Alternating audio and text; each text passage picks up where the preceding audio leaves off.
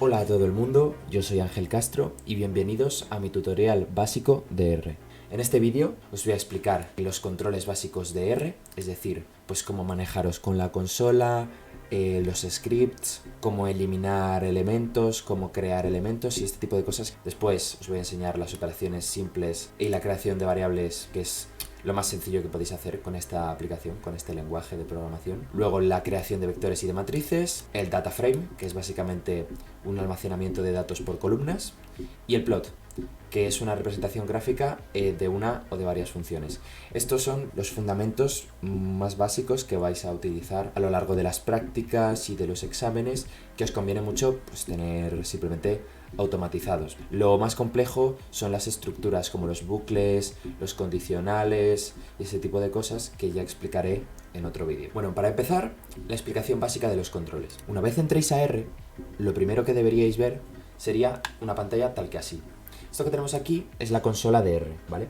Aquí es donde nosotros ejecutaremos todos los códigos que vayamos construyendo. Por ejemplo, si yo quiero hacer una suma muy sencilla, como esta, 3 más 5, pues la escribo en la consola, doy al intro y debería salir el resultado. Por lo general, no es cómodo trabajar aquí porque la consola va a intentar ejecutar todo lo que escribamos. Entonces, si el código que queremos hacer es largo, lo que nos interesa es irnos aquí a archivo y darle a nuevo script. Esto, básicamente, va a ser el equivalente a un bloc de notas, como el que tengo yo aquí, pero para R, en el que nosotros podemos ir escribiendo diferentes comandos, diferentes instrucciones, sin que se vayan ejecutando, que luego podremos copiar para que se ejecuten una tras otra. 3 más 5, pues 8, 4 menos 2, pues 2, y 48 menos 32, pues 16. Otra manera de ejecutar un código desde un script sin necesitar cortar y pegarlo todo es seleccionando el script, dándole a editar y a ejecutar todo. Además, para eliminar todos los elementos de la consola, imaginad que estos cálculos ya no lo necesito, clicamos sobre la consola, le damos a editar y a limpiar consola y se eliminan todos los cálculos. Sin embargo, en el script continúan. Por lo general la consola se utiliza para esto, para ejecutar las cosas, y el script pues es como la zona en sucio. Bueno, pues una vez explicado para qué sirven la consola, los scripts y cómo se limpia esta consola, os voy a explicar muy rápidamente las operaciones aritméticas más básicas, que son las que vais a utilizar de forma más común en R a lo largo de las prácticas y los exámenes, ya que realmente hay un montonazo de funcionalidades, hay un montonazo de comandos para sacar diferentes operaciones, pero bueno, estas son las más comunes. La suma, la resta, la multiplicación, que se hace con este asterisco, la división, que se hace con esta barra, y las trigonométricas, que cabe destacar que se realizan en radianes, por lo tanto, si tú quieres el seno de 90, tú no puedes poner seno de 90, tienes que poner pi medios, que se pondría así, pi tal cual, partido por 2. Y pues lo mismo con el coseno, la tangente, el arco tangente y todas esas, que supongo que os dejaré por aquí una chuleta en la que saldrán todas las operaciones, pero vamos, estas son las más comunes. También las potencias se hacen con este símbolo de este triangulito, esto sería 5 al cuadrado, por lo tanto 25. Esto sería el logaritmo neperiano, por lo tanto, el logaritmo neperiano de 3, si yo aquí en vez de x pusiese 3, esto sería el logaritmo en base 10, pues lo mismo. Y para hacer una función exponencial se utilizaría este comando. Pues por ejemplo, si yo escribo en la consola exponencial de 1, sería el equivalente de poner e elevado a la 1. Es decir, si os acordáis, lo que vale pues es esto, 2,718. Si yo quisiese hacer al cuadrado, pondría exponencial de 2 y me saldría pues 2,7 al cuadrado. Es preferible utilizar esto antes que esta expresión, aunque serían iguales, porque al usar esta expresión, R ya sabe que está cogiendo y elevándola a un número. Sin embargo, veréis que si lo intentáis hacer de esta forma, que debería ser igual, yo intento elevar e elevado a 1, debería salir esto de aquí, pero no va a salir porque R lo identifica como una variable. Una variable, es decir, un objeto que no lo encuentra. Es decir, porque, por ejemplo, yo a R le podría decir que es igual a 2 y entonces R entiende que es igual a 2. Si yo vuelvo a poner elevado a la 1, me va a sacar esta vez 2, porque yo ya le he dicho que es igual a 2. Entonces, la forma más sencilla es esta, el exponencial. Y bueno, ya por último, square root, o sus iniciales, SQRT, que es básicamente raíz cuadrada de algo. Pues por ejemplo, si yo pongo SQRT de 4, debería salir 2. Que también se puede hacer haciendo 4 elevado a un medio. Es lo mismo que la raíz de 4. Sale 2. Simplemente esto nos ahorra tiempo. Pues muy bien.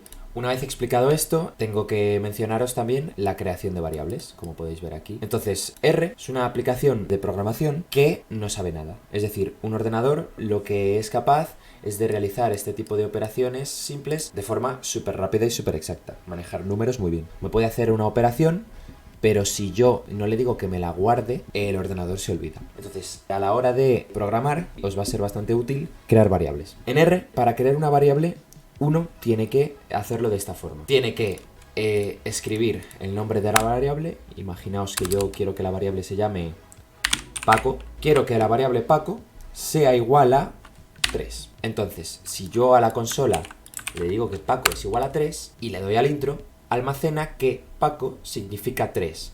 Nunca podemos poner que 3 significa Paco, porque lo que hace R es que lo que hay a la izquierda del igual, en este caso Paco, le asigna el valor de lo que pongo a la derecha, 3. Por lo tanto, si yo digo que quiero saber cuánto es Paco al cuadrado, pues va a ser 9, porque Paco es igual a 3. Paco menos 2 es 1. Paco más 4, pues debería ser 7. Y así con cualquier otra variable. Si yo ahora, por ejemplo, establezco que Lucía es igual a 5 y se lo digo a la consola, que Lucía es igual a 5, Lucía multiplicado por Paco, es decir, 3 por 5, debería ser 15. ¿Vale? Y así ya sabéis cómo manejar absolutamente todas las variables. Cada vez que queráis, en vez de tener que estar haciendo cálculos y cálculos y cálculos y repitiéndolo, simplemente establecéis cuánto valen vuestras variables y ya las utilizáis para lo que os salga de las narices. Os he explicado antes que si le dais si seleccionáis la consola, le dais a editar y a limpiar consola, se borran todas estas cosas. Se borran todo lo que tenemos aquí. Pero la consola no se ha olvidado, porque si yo le pregunto cuánto vale Paco, sigue sabiendo que es 3. Y si yo le pregunto cuánto vale Lucía, sigue sabiendo que es 5. No tiene nada que ver con que esté aquí en el script, ¿vale? La consola es lo que funciona, es la memoria donde se guardan, donde se ejecutan las cosas.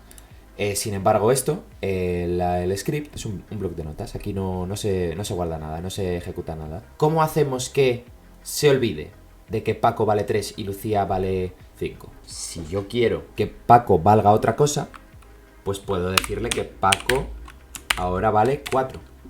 Y entonces si le pregunto cuánto es Paco, vale 4. Ya se ha olvidado de que vale 3. Y si lo que quiero es que Paco no valga nada, pues le doy a misc, que son misceláneos, pues básicamente atajos, y le das a remover todos los objetos. Te pregunta si estás seguro y tú le dices que sí. Y entonces ahora yo le pregunto cuánto vale Paco, y Paco no lo encuentra porque se ha olvidado de que Paco antes valía 3 o 4 o lo que fuese. Y lo mismo con Lucía. No sabe lo que es Lucía porque le he dicho que se olvide de todos los objetos. Y bueno, ya por último, comentaros que R te permite guardar palabras, no solo valores. Porque imagínate que yo, pues, quiero que el valor A sea igual a una palabra. Gato, ponte. Pues claro, yo le digo que A es igual a gato. ¿Qué pasa? Que el objeto gato no lo ha encontrado. ¿Por qué? Porque no estoy utilizando la terminología correcta. Si yo quiero que A equivalga a una palabra, en este caso gato, pues tengo que ponerlo entre paréntesis. Y entonces lo almacena. Y si yo le pregunto, ¿cuánto vale A?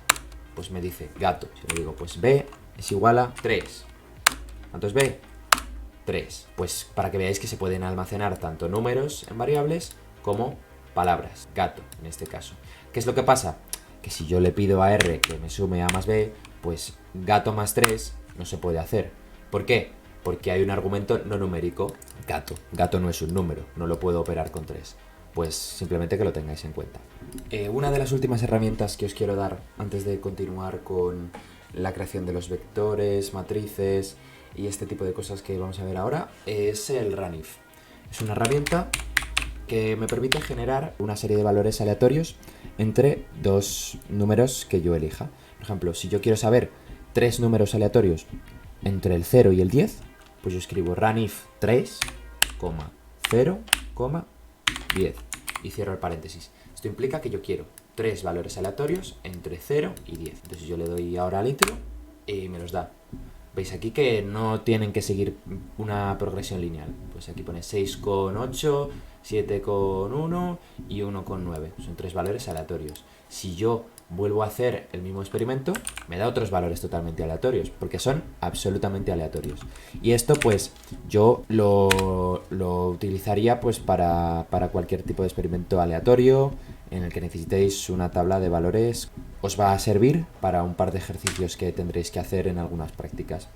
Así que esta es una herramienta que conviene saber, porque es muy simple y es muy útil. Bueno, ahora os voy a explicar el funcionamiento, la estructura y unas cuantas de las propiedades de los vectores en R. Los vais a necesitar, tanto estos como las matrices, para pues todo tipo de ejercicios en las prácticas y en los exámenes, dado que cualquier tipo de problema que tenga que ver con una tabla de datos, alguna estadística o lo que sea, va a pasar por vectores o por matrices. Entonces, la estructura básica de un vector es esta. El nombre del vector es igual a C, paréntesis, la lista de los valores que queramos que contenga el vector. En nuestro caso, el vector 1 es una lista que consiste en tener 1, 2 y 3. Podemos comprobar aquí que esto se cumple. Y el 2, pues lo mismo, pero con 4, 5 y 6. Entonces, para sumar las componentes una a una, pues suma normal, sale el resultado. Para lo mismo pero restando y lo mismo pero multiplicando. Esto no es una multiplicación escalar, esto no es un producto escalar de vectores. Esto es simplemente el 1 por el 4, el 2 por el 5 y el 3 por el 6. Si queremos hacer el producto escalar de dos vectores, tendremos que utilizar este otro comando de aquí, que nos dará un único valor, porque el producto escalar es un solo valor. Para con las matrices, pues esta otra estructura que tenéis aquí. A, en este caso nuestra matriz, va a ser matrix, para indicar que es una matriz, consistente de los valores 1, 2, 3, 4, con número de rows, es decir, número de filas 2 y número de columnas 2 también. Por lo tanto, es una matriz con forma de cuadrado, de 2 filas y 2 columnas. Como podéis ver aquí, pues tiene esta pinta. 1, 2, 3, 4. Se cumplen en R todas las propiedades de las matrices, por lo que si yo quiero que una matriz B sea la de A por 2, es decir, por un número real, pues podemos comprobar que B va a ser 1 multiplicado por 2, 2 multiplicado por 2, 3 multiplicado por 2 y 4 multiplicado por 2. Si yo ahora, por ejemplo, pues las quiero sumar componente a componente, se hace así, tal cual. Si yo las quiero restar componente a componente, se hace así, tal cual. Si yo quiero realizar la multiplicación de matrices tal y como la conocemos, ejecutamos este comando de aquí, que es muy parecido al del producto escalar, bueno, es idéntico al del producto escalar de los vectores, pero con matrices. Y aquí se puede, pues, observar el resultado de la que sería la multiplicación, tan sencillo como eso. Por último, si en vez de esto lo que se quiere es multiplicar componente a componente, es decir, el 1 por el 2, el 2 por el 4, el 3 por el 6 y el 4 por el 8, pues se hace esta expresión de aquí. Pues como podéis comprobar, el 1 por el 2 es 2, el 2 por el 4 es 8, el 3 por el 6 es 18 y el 4 por 8 es 32. Esta sería la multiplicación, por así decirlo, de matrices, y esta sería una multiplicación componente a componente. Os voy a explicar ahora dos herramientas que os servirán bastante a la hora de plantear cualquier tipo de problema. Como habéis visto, a lo mejor, si queréis que os quede una matriz con unos datos muy específicos, es un poco complicado colocarlos aquí en lista, ¿no? Porque tienes que tener mucha visión espacial y pensar, pues este va a ir en el primer puesto a la izquierda, este en el primer puesto a la derecha, este debajo de este y este debajo de este de aquí. O sea que es un poco complicada. Es mucho más sencillo si yo quiero crear una matriz, pues por ejemplo, que se vea tal que así, es decir, 2 filas con 3 columnas, pues hacer un R-bind, es decir, row bind. La matriz D, en este caso, va a ser row bind, es decir, la combinación de filas de los vectores V1 y V2. Lo que quiere decir es que el vector 1 va a ser una fila y el vector 2 va a ser otra fila. Y estos dos vectores, cada uno comportándose como una fila, van a conformar la matriz D. Podemos observar que se cumple a la perfección. Si yo, en vez de querer que se comporten como filas, quiero que se comporten como columnas, pues aplico el C-bind, es decir, column, de columna en inglés bind. La matriz C va a ser la combinación en forma de columna de los vectores V1 y V2. Comprobemos. En efecto, C son el vector V1, como lo podemos ver aquí, y el vector V2 comportándose como columnas. Y bueno, ya por último, para que lo sepáis, pero por lo general no son necesarias a la hora de realizar problemas, no se suelen utilizar, lo digo yo ya por experiencia, pues estos comandos que tenéis aquí. Para realizar la transpuesta de una matriz, la matriz A era esta de aquí, ¿no? Pues si yo quiero hacer la transpuesta de A, pues pongo TA y me la da transpuesta. Si yo quiero el determinante de la matriz A, det a, y me sale pues en este caso vale menos 2, porque 1 por 4 menos 6 es menos 2. Si quiero sacar la inversa directamente de la matriz A, pues solve paréntesis A y nos da la inversa. Por último, si queremos conocer los autovalores y los autovectores de A, pues ponemos eigen A, que es una terminología alemana referente a auto, pues autovalores, autovectores de A, ahí están. Estos son los autovalores y estos son los autovectores. Y bueno, y por último, si la queremos diagonalizar, pues sencillísimamente diag A y ya estaría. Sale el vector, pues sería 1, 0, 0, 4. Esa sería la diagonalización de A. Ahora pasamos con la instrucción que os he dicho que os iba a enseñar, la penúltima, el data.frame, almacenamiento de datos por columnas. Bueno, esto es básicamente una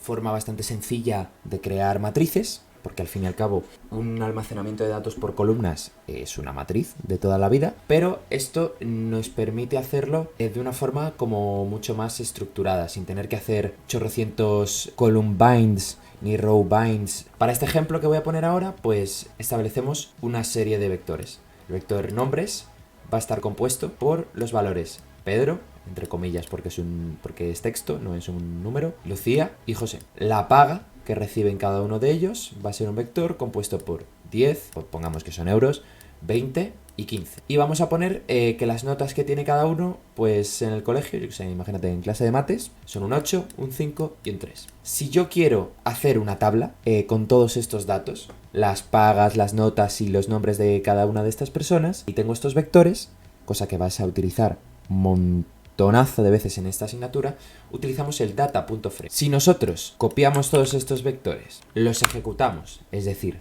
la consola los guarda, y luego que hacemos el data frame con estos tres, los nombres de estos tres vectores, el vector nombres, el vector paga y el vector notas, están todos aquí, y lo ejecutamos, nos sale una matriz con estos valores. Perteneciente al vector nombres están Pedro, Lucía y José, perteneciente al vector paga están 10, 20 y 15, y perteneciente al vector notas están 8, 5 y 3. Esto lo podemos almacenar como una nueva variable. Pongámonos que es la matriz X. Pues si la matriz X es igual a el dataframe este en cuestión, yo al poner X tendré este dataframe. Por lo tanto, si yo quiero saber cuáles son, por ejemplo, la paga de Lucía ¿en qué fila está? Está en la fila 2, referente a Lucía.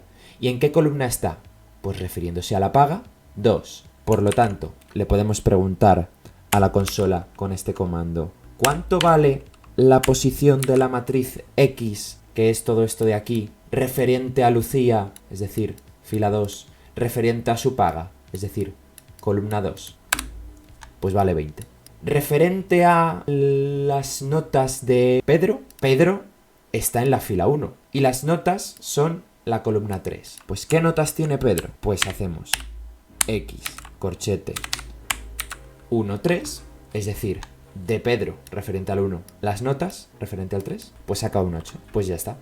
Esta es una herramienta muy simple que nos permite combinar varios vectores, y esto lo podéis hacer con cualquier tipo de matriz. Simplemente pues el dataframe os facilita mucho este proceso. Por último, os voy a explicar el funcionamiento del comando plot para la representación gráfica de una o de varias funciones. Bueno, este comando os va a ser útil cuando tengáis un ejercicio en el que ya se os da una tabla de datos, o en el que tengáis varios vectores con datos, matrices con resultados de algún tipo de ejercicio, de alguna encuesta, lo que sea, pues que a lo mejor los habéis combinado vosotros con un cbind, con un rbind, que a lo mejor son ya parte del enunciado o que vienen dados por el resultado de una function, que es otro tipo de comando de R, y se os pida pues que lo representéis de forma gráfica. Entonces no me he querido complicar mucho con ninguna function ni ninguna matriz, simplemente lo vamos a hacer con dos vectores y lo vamos a intentar hacer con la función del seno,